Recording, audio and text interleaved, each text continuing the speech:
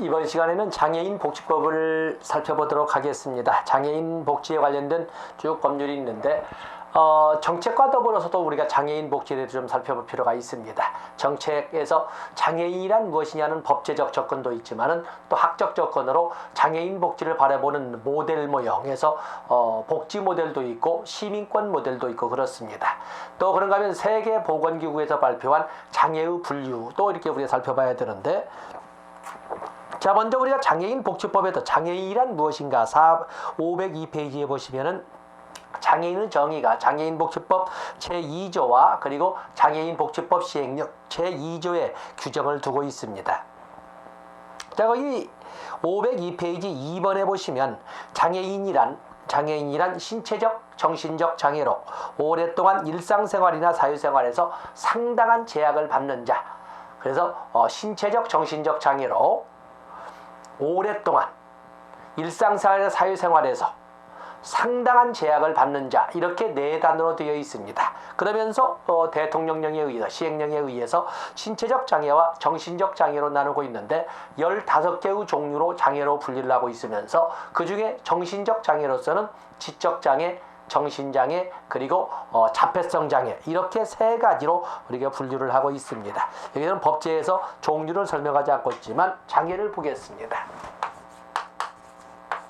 우리가 장애라고 할 적에는 장애에서 본다면 지금 사용하고 있는 장애 분류는 2001년 인터내셔널 클래시피케이션 펑셔닝에서 2001년판을 지금 통용하고 있는데 국제보건기구에서 장애란 말을 사용하지 않습니다. 펑셔닝에서 국제기능분류라고 설명을 하고 있는데, 이 장애 분류에서는 여기에서는 환경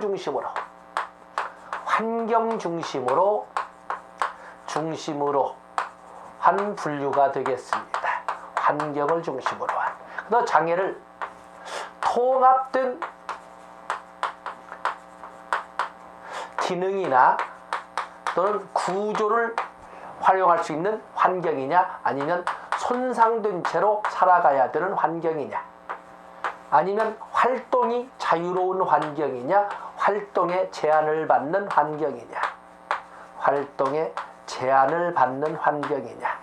또 참여가 자유로운 환경이냐, 아니면은 참여에 제한을 받는 환경이냐 해서 환경을 중심으로 해서 장애를 분류한 2001년판을 가지고 사용하고 있습니다.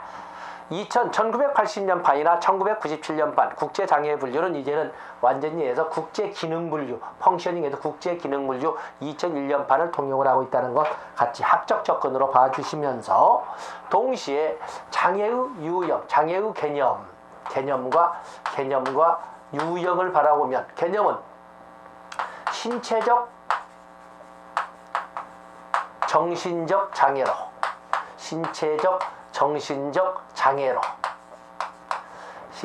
그렇기 때문에 우리 이제 장애할 때 장애인의 개념을 보겠죠. 장애인의 개념은 신체적, 정신적 장애로 오랫동안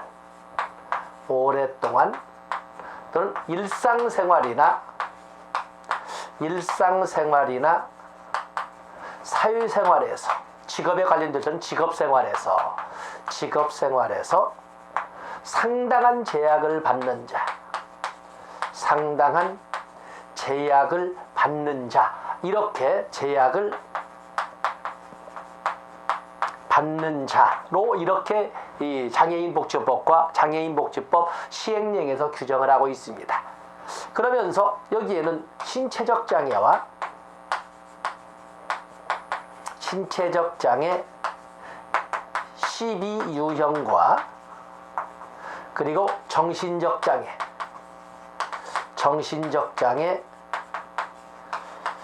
세 유형으로 해서 15개 유형을 제시를 하고 있습니다.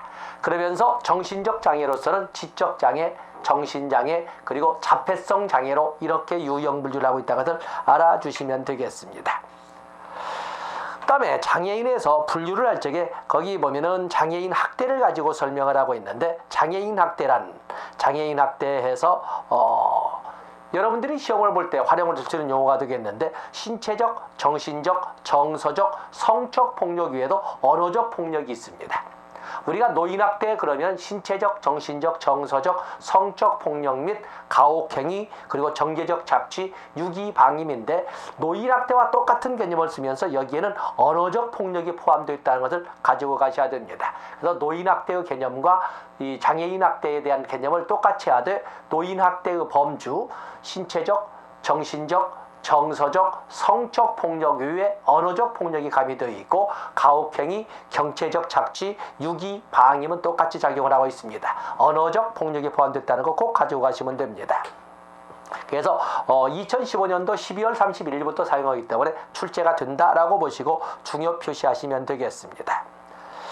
다음에 장애인 복지에서 여러분들이 보실 것이 장애인의 기본 이념 보시면 거기에 보면 완전한 사회 참여와 평등과 그를 통해서 궁극적으로는 사회 통합의 이념을 설명하고 있습니다. 그렇기 때문에 보통 이 장애인 복지뿐만 아니라 모든 복지의 기본 이념은 정상화의 이념과 사회 통합의 이념을 쓰고 있는데 여기는 평등까지 해서 완전한 사회 참여, 정상화의 이념, 그리고 평등의 이념, 그를 바탕으로 한 사회 통합의 이념 세 가지를 이렇게 제시를 하고 있다는 것도 같이 봐주시면 되겠습니다. 다음에 504페이지로 넘어가 보시면 장애인정책조정위원회가 504페이지에 나와 있습니다. 우리가 앞에 본 것처럼 아동정책조정위원회라고 하는 것은 국무총리 소속으로 하되 국무총리가 위원장을 맡았습니다. 그런데 여기 504페이지에 보면 장애인정책조정위원회도 국무총리 소속하에 둔다. 그래 되어 있죠. 그리고 4번에 보면 위원장은 국무총리가 된다 해서 규정을 이렇게 두고 있습니다. 그래서 아동정책조정위원회나 또 장애인정책조정위원회는 똑같이 국무총리 소속으로 하되 위원장을 국무총리가 맡는다는 것을 알아주시면 되겠습니다. 다음에 505페이지에 보시면 장애인의 날 4월 20일 기본적으로 가지고 가셔야 되겠지요. 4월 20일 꼭 가지고 가주시고 다음에 기본정책의 강구에 보면 다양한 제목으로만 읽어보겠습니다. 장애 발생 예방, 의료 재활 기본정책이니까 또 의료와 재활치료, 사회적응훈련, 또 교육 여러 개를 하나로 묶어놨습니다. 또 직업에 관련된, 정보 접근에 관련된, 그리고 506페이지 오면 정보의 접근, 또 편의시설, 안전대책 강구, 사회적 인식 개선 등등을 쭉 해서 장장 14개로 묶는다 해도 14개의 범주로 당연히 기본 정책에 대한 내용을 이렇게 적었습니다. 508페이지에 오면 복지조치, 장애인 복지에 관련된 복지조치에 대해서 실태조사를 언급하고 있는데 실태조사 말씀드린 것처럼 일반적으로 이 행정조사에서 실태조사는 3년마다 한 번씩 이루어진다는 걸 봐주시고 실태조사의 방법은 전수조사도 하고 표본조사도 한다는 것을 어느 하나만 쓰지 않고 전수조사, 표본조사를 같이 한다는 것을 알아주시면 되겠습니다. 다음에 509페이지 보면 4번에 장애인 복지상담원이 있습니다. 장애인 복지상담원. 장애인 복지 향상을 위한 상담, 지원 업무를 맡기기 위하여 시군구에 장애인 복지상담원을 둔다. 그렇다고 해서 장애인 복지상담원이 꼭 사회복지사 자격증을 가지고 있을 것을 요구하지는 않습니다. 그냥 장애인 복지 상담원을 둔다라고 하겠지 그 자격 제한은 없다는 것도 봐주시면 되겠습니다. 다음에 510페이지로 넘어가 보시면 9번에 장애수당이 있고 10번에 장애아동수당, 보호수당이 나와 있습니다. 자, 거기 보면 장애수당을 보시면 한번 장애수당과 장애아동수당, 보호수당은 또박또박 읽어보셔야 되는데 국가와 지방자치단체는 장애인의 장애 정도와 장애인의 장애 정도와 경제적 수준을 고려하여 장애로 인한 추가적 비용을 보전하기 위하여 장애수당을 지급할 수 있다 이렇게 되어 있습니다. 그럼에도 중요한 것이 다만도 중요하죠. 국기법상 생계급여를 받는 장애인은 반드시 장애수당을 지급하여야 합니다. 반드시 장애수당을 지급해야 된다. 그러나 장애인연금법에 의해서 장애인연금을 받는 중증 장애인에는 장애수당을 지급하지 아니한다. 해서 우리가 책으로 볼 때는 그저 그런가 보다 보지만은 이 시험제도는 또 전혀 다르기 때문에 국기법상 생계급여를 지급받는 수급권자는 반드시 장애수당을 장애수당을 지급합니다. 그러나 장애인연금법에 의해서 장애인연금을 받는 중증 장애인에 대해서는 장애수당을 지급하지 않습니다. 아시겠습니까? 봐주시면 되겠고, 다음에 장애아동수당. 장애아동수당도 보호자의 경제적 수준과 장애아동의 장애 정도를 고려하여 장애아동수당을 줄 수 있다라고 되어 있습니다. 또 국가와 지단은 장애인을 보호하는 보호자에게 그 보호자의 경제적 수장과 장애인의 장애 정도를 고려해서 보호수당을 지급할 수가 있습니다.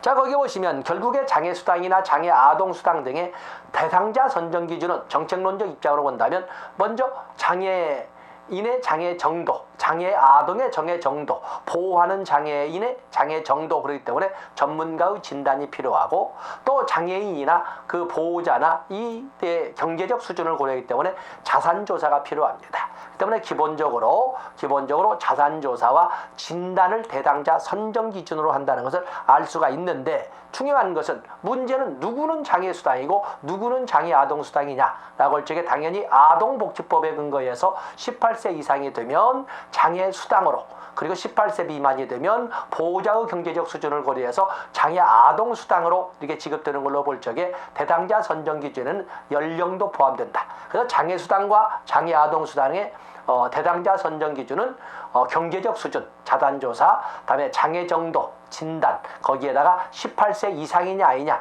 연령, 이렇게 세 가지를 대상자 선정 기준으로 삼고 있다는 것을 확인하시면 되겠습니다. 다음에 자녀교육비나 장애아동수당, 장애수당의 지급신청은 특별자치시장, 특별자치도지사, 시장, 군수구청장에게 신청할 수 있는데, 이때는 반드시 11번에 2번에 있는 것처럼 자산조사에 동의한다는 서면을 제출해야 됩니다. 금융정보, 신용정보, 보험정보 제공에 동의한다는 서면을 제출해야 된다 말씀드렸죠. 가지고 가셔야 됩니다. 다음에 511페이지 제일 밑에 줄 보면 장애인 복지시설이 나와 있습니다. 장애인 복지시설은 5가지로 설명을 하고 있는데, 장애인 복지시설, 장애인 거주시설, 그리고 장애인 지역사회재활시설, 장애인 직업재활시설, 그리고 장애인 의료재활시설, 그리고 대통령령으로 정하는 시설로서 장애인 생산품 판매시설, 이렇게 장애인 복지시설로서는 5가지가 있다는 것을 봐주시면 됩니다. 재활시설 3가지입니다. 지역사회재활시설, 직업재활시설, 그리고 의료재활시설. 그 대통령령에는 하나가 나와 있는데 장애인 생산품 판매 시설이 있다 해서 거기 장애인 복지시설의 5가지 종류 가지고 가셔야 됩니다. 다음에 장애인 복지시설은 알 수 다 있지요. 사회복지사업법에 의해서 국가나 지단은 사회복지시설을 설치 운영할 수 있지만, 국가나 지단 이 유유자가 사회복지시설을 설치 운영할 적에는 시장, 군수구청장에게 신고하여야 한다. 장애인 복지시설도 마찬가지입니다. 시장, 군수구청장에게 신고하면 됩니다. 근데 중요한 것은 바로 3번의 사망이죠. 512페이지. 장애인 거주시설, 다른 시설은 장애인 직업사회재활시설, 장애인 지역사회재활시설, 장애인 직업재활시설, 장애인 의료재활시설, 생산품 판매시설에 대해서는 이 수용 인원이나 이런 제한이 없습니다만, 장애인 거주시설의 정원은 30명을 초과할 수 없다고 규정을 하고 있습니다. 봐주시고, 다음에 우리가 아동복지법에도 본 것처럼 아동학대 관련 범죄자는 10년 동안 아동복지기관 근처에 얼씬할 수 없다. 노무도 제공할 수 없다는 것처럼 얼씬할 수 없다 하는 것처럼, 여기에 보면 성범죄, 장애인 대상 성범죄로 형이나 치료 과물을 받아 확정된 사람, 어쨌든 장애인 관련 뿐 아니라 성범죄자들은 10년 동안 장애인 복지시설에 접근할 수 없습니다. 장애인 복지시설을 운영하는 것은 당연하고, 취업 또는 사실상 노무를 제공할 수 없다. 10년이라는 계획을 아동학대 관련 범죄와 똑같이 해서 연결시켜서 여러분들이 가지고 가시면 되겠습니다. 그래서 아동 관련 범죄자들 소위 아동복지시설에 접근할 수 없다라고 이렇게 설명하는 것처럼, 당연히 거기 여러분 485페이지 485페이지 보면 아동학대 관련 범죄가 나와 있지요. 그러다 512페이지 적어 놓으시고 512페이지 적어 놓으시고 485페이지에는 512페이지 5번에는 485페이지를 적어서 10년간 접근 금지라는 것을 꼭 확인해 주시면 되겠습니다. 다음 장애인 학대 신고 의무 절차가 쭉 나와 있습니다. 누구나 장애인 학대를 알게 될 때는 신고해야 되지요. 그러면 아래와 같은 사람들도 당연히 장애인 학대를 할 때는 반드시 법적으로 신고할 수 있도록 이렇게 설명을 하고 있습니다. 그래서 쭉 나와 있는 만등등이 나와 있는 주로 교육 관련 종사자, 다음에 의료 관련 종사자, 다음에 복지 관련 종사자, 그런가 하면은 공무원 신분을 가진 사람들은 당연히 아동학대 범죄 처벌 등에 관한 특례법에서 보는 것처럼 당연히 여기는 장애인 학대 신고 법적 의무자로 보면은 주로 시설 종사자, 또 교육 관련 종사자, 다음에 의료 관련 종사자, 또 그러면 공무원 등들이 다 여기에 해당된다고 볼 수가 있습니다. 첫 번째 보면은 공무원에 대해서 나와 있고, 다음에 2번에 보면은 거기 보면 장애인 활동 법률에 의한 기관 종사자, 또 의료, 기사, 응급구조사, 구급대대원에서 의료 종사자, 또 그러면 8번부터 어린이집부터 시작해서 쭉 보면은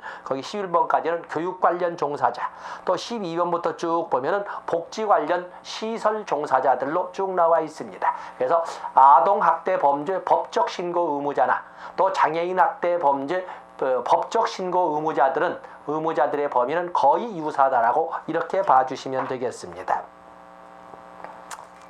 다음에 거기 보시면 514페이지 장애인 권익공호기관의 설치가 나와 있는데, 국가는 지역 간 연계체계를 구축하고 장애인 학대를 예방하기 위하여 장애인 권익공호기관을 설치 운영하여야 된다. 너 그런가 하면 학대받은 장애인을 신속히 발견, 보호, 치료하고 장애인 학대를 예방하기 위한 업무를 담당하는 지역 장애인 권익공호기관을 시도에 둔다라고 해서 8번 하나, 이 514페이지 8번 하나 봐주시면 되겠습니다. 다음에 심사 청구가 있는데, 권리구제, 장애인, 또 장애인의 법정 대리인 또는 대통령령을 정하는 보호자는 이 법에 따른 복지 조치의 이의가 있으면 어디에 장애인 복지실시기관에 심사를 청구할 수 있다. 자, 거기 어디에 심사 청구 권리구제를 요청할 수 있다? 장애인 복지실시기관에 심사 청구를 하면서 권리구제를 받을 수가 있다. 만약에 이 심사를 청구했는데 심사 결정에 이의가 있는 자는 행정심판을 제기할 수 있다라는 것도 같이 봐주시면 되겠습니다. 다음에 출제비는 그렇지만 장애인활동지원법에서는 그렇게 출제 비중은 높지 않습니다만, 우리가 그냥 몇 가지만 설명해 본다면은 장애인활동지원법에서 거기 보시면 장애인활동 516페이지 활동지원급여의 신청 자격이 나와 있습니다. 거기 보면 혼자서 일상생활과 사회생활을 하기 어려운 중증장애인으로서 대통령령으로 정하는 장애정도 이상인 사람, 그래서 대통령령으로 정하는 장애인 정도 이상인 사람과 같은 경우에는 장애 등급 1급, 2급, 3급을 말하고 있습니다. 장애 1급, 2급, 3급. 또 그러면 노인장기요양보험법에 따른 노인 등이 아닌 사람으로서 대통령령으로 정한 연령 이상인 사람, 대통령령으로 연령 이상인 사람은 6살 이상인 사람을 말하고 있습니다. 또 그런가 하면 활동지원급여와 비슷한 급여를 받고 있거나 국기법상 보장시설에 입소한 경우 등 대통령령으로 정하는 경우에 해당되지 아니한 사람. 자, 이런 정도가 활동지원급여의 신청 대상이라는 거 별도로 가지고 가시면 되겠습니다. 그다음에 활동지원급여의 신청은 특별자치도지사, 시장, 군수, 구청장에게 신청서를 제출하도록 되어 있습니다. 다음에 쭉 넘어가 보시면 518페이지 6번에 위에서 셋째 줄 나와 있지요. 수급 자격이 나와 있습니다. 장애인 활동 지원에 대한 수급 자격은 수급 자격의 유효 기간은 최소 1년 이상으로 하고 있습니다. 다만 수급자가 65세 이상이 되는 경우에는 해당 월에서 다음 월까지 수급 자격을 인정한다. 이렇게 되어 있는 데는 유효기간 수급 자격 원칙 1년이라는 걸 봐주시면 되겠습니다. 다음에 별표하실 것은 518페이지 활동지원급여, 장애인 활동지원급여의 종류에는 세 가지로 설명하여 있고, 그리고 기타에서 거기 보면 활동보조, 방문목욕, 방문간호, 활동보조, 방문목욕, 방문간호 이외에, 그리고 그 밖에 해서 대통령령으로 정하는 활동급여에서 네 가지를 정리를 하고 있습니다. 또 장애인 활동지원급여에는 활동보조, 방문목욕, 방문간호, 그리고 대통령령으로 정하는 야간보호 등의 급여, 말하자면 지원급여가 있습니다. 다음에 그 활동지원급여의 원칙을 보시면, 활동지원급여의 원칙을 보면 1번, 2번은 아실 수가 있고, 3번 밑에도 두째 장애인 활동지원급여는 월 환도액 범위에서 지원한다. 월 환도액 그 범위에서 지원한다고 되어 있습니다.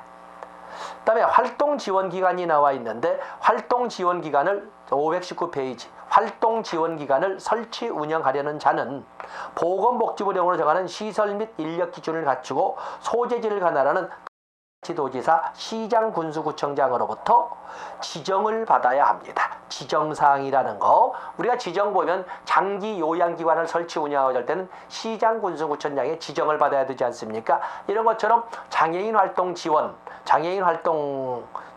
기관으로서 기관을 설치 운영하려는 자는 특별자치도지사, 시장, 군수구청장으로부터 지정을 받아야 됩니다.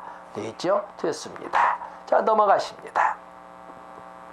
다음에 거기 보시면 페이지를 쭉 넘어가셔서 521페이지로 보시면 장애인 활동 지원 인력의 결격 사유를 보시면 2번에 마약, 향정신성 의약품 중독자, 금치산자, 한정치산자, 금고 이상의 형, 또 금고 이상의 형, 이 세 가지는 사회복지사 결격 사유도 되고 요양보호사 결격 사유가 됩니다. 만약에 1, 2, 3, 4를 같이 쓰게 된다면 당연히 요양보호사 결격 사유가 됩니다. 그 이외에도 성폭력 범죄에 관한 특례법에 의해서 형의 선고를 받은 사람이나, 또 그러나 법률에 의해서 장애인 활동 지원 인력의 자격이 상실된 지 1년이 경과되지 아니한 사람은 장애인 활동 지원 인력의 자격이 주어지지 않습니다. 다음에 장애인 활동 지원급여에 보면은 급여 비용의 15%는 수급자와 그 부양 의무자의 소득, 재산 등 생활 수준에 따라 그 일부를 차등 부담하도록 되어 있습니다. 그 때문에 국민건강보험, 의료급여, 또 노인장기요양보험, 또 그런가 하면은 여기 장애인활동 지원급여도 본인 일부 부담금이 있다는 것을 명심하셔야 됩니다. 그래서 본인 일부 부담금 몇 퍼센트 범위? 15% 범위라는 것을 알아주시면 되겠습니다. 다음에 522페이지에 보시면 거기에 이의신청 권리, 장애인 활동 지원에 대해서 이의신청의 절차가 있는데, 이의신청은 특별자치도지사, 시장, 군수구청장의 처분에 이의는 자는 바로 특별자치도지사, 시장, 군수, 구청장에게 이의를 제기할 수 있다고 되어 있습니다. 만약에 이의를 신청한 사람이 그 이의를 신청한 사람은 그 이의 신청과 관계없이 또 바로 행정심판도 청구할 수가 있습니다. 또 그런가 하면 이의를 신청해서 결과를 통보받은 사람도 불만이 있을 적에는 그로부터 이의가 있을 때는 행정심판을 청구할 수도 있다. 그래서 이의 신청과 무관하게 행정심판도 청구할 수 있다는 것을 알아주시면 되겠습니다. 다음에 장애인, 노인, 임산부 등의 편의 증진에 관한 법률이 나와 있는데, 자, 여기도 좀 몇 개 볼 게 있습니다. 여기 보시면 장애인, 노인, 임산부 등의 편의 증진 보장에 관한 법률에 있어서는 어떤 기본 원칙 523페이지, 시설주는 장애인 등이 공공건물 및 공중 이용시설을 이용함에 있어 가능한 최단거리로 이동할 수 있도록 편의시설을 설치하여야 한다. 이렇게 돼, 가능한 한 최단거리로 이렇게 되어 있습니다. 그러면서 524페이지 편의시설을 설치해야 될 시설이 5가지가 나와 있죠. 편의시설을 설치해야 될 대상, 공공, 바로 그러면 바로 이제 주로 공공이 쭉 들어있지요. 공원, 공공건물, 공중이원시설, 또 공동주택. 다음에 별표하실 것이 통신시설이 있습니다. 통신시설. 그 밖에 편의시설의 설치가 필요한 건물시설, 부대시설이 있습니다. 때문에 편의 증진에 관한 법률에 있어서 편의시설을 반드시 설치해야 될 편의시설 설치, 편의시설 대상기관은 공원, 공공건물, 공중이용시설, 또 공동주택, 그리고 통신시설이 있다는 것을 명심하셔야 됩니다. 그래서 통신시설이 있다는 거 바로 거기 편의시설을 설치해야 될 대상시설에 대해서 중요 표시해 놓으시고, 다음에 525페이지에 보시면 525페이지에 오면은 6번에 편의증진심의위가 있습니다. 보건복지부에 장애인 등의 편의 증진에 관한 중요 사항을 심의하기 위하여 편의증진심의위원을 둔다. 보건복지부에 자 그런 정도 편의증진심의위를 둔다. 그 정도 봐주시면 되겠습니다. 또 그런가 하면은 뭐 여러 가지가 있지만 526페이지 가장 밑에 보면은 지원에서 연구개발 촉진, 적응 완화, 시설 이용상 편의 제공, 장애인에 대한 편의 제공, 장애인 전용 주차구역, 특히 장애인 전용 주차구역, 공공 건물 및 공중 이용시설 시설주는 주차장 법령이 정하는 설치 비율에 따라 장애인 전용 주차구역을 설치하여야 한다. 다 아시지만 자 거기는 다 아실 수가 있습니다. 다음에 527페이지 2번으로 넘어가 보시면 국가보훈처장, 시장군수구청장은 보행에 장애가 있는 자로부터 신청을 받은 경우 장애인 전용 주차구역에 주차가 가능함을 표시하는 장애인 자동차 표시를 발급하여야 한다. 이때 시장군수구청장은 다 알고 있으면 하나는 뭐예요? 국가보훈처장입니다. 그 때문에 장애인 전용 주차구역에 주차가 가능함을 표시하는 장애인 자동차 표지를 발급하는 것은 시장군수구청장 말고도 국가보훈처장이 있다는 것을 알아주시면 되겠습니다. 누구든지 재장애인 자동차 표시가 부착되지 아니한 자동차를 장애인 전용 주차구역에 주차하여서는 아니 되고, 장애인 자동차 표시가 부착된 자동차에 보행에 장애가 있는 자가 탑승하지 아니한 경우도 마찬가지다. 요즘에는 상당히 엄격하게 20만 원 이렇게 과태료 부과하고 있지 않습니까? 그래서 어쨌든 장애인 자동차 표시를 발급하는 것은 보훈처장, 국가보훈처장도 포함된다는 것을 꼭 가지고 가시면 되겠습니다.